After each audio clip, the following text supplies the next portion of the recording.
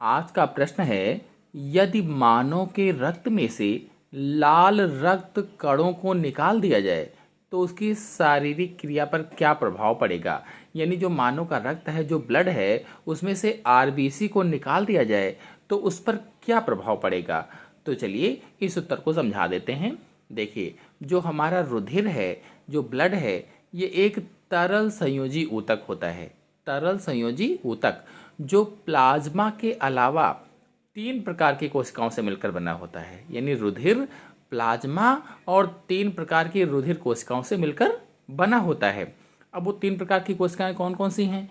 लाल रुधिर कोशिकाएं यानी रेड ब्लड सेल्स, जिसे संक्षिप्त रूप से आरबीसी कहा जाता है।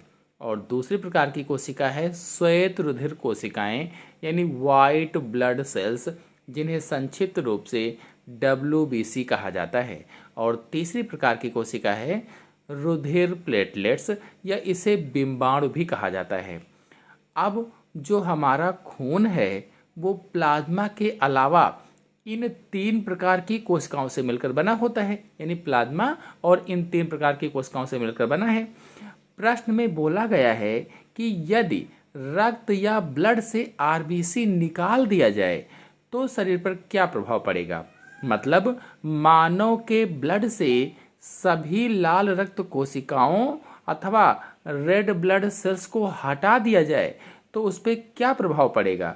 तो उत्तर बताने से पहले आपको बता दें कि लाल रुधिर कोशिकाओं या रेड ब्लड सेल्स या आरबीसी में एक प्रोटीन पाई जाती है जिसे हीमोग्लोबिन कहते हैं। वास्तव में ये आरबीसी में पाया जाने वाला एक पिगमेंट है या वर्णक होता है। पिगमेंट को वर्णक कहते हैं, जो रक्त के रंग को लाल करता है। यानी इस हीमोग्लोबिन के कारण रक्त का रंग लाल होता है और यही हीमोग्लोबिन ऑक्सीजन का परिवहन भी करता है। यानी ऑक्सीजन को हमारे शरीर की सभी कोशिकाओं तक पहुंचाता है, या विभिन्न कोशिकाओं तक पहुंचाता है।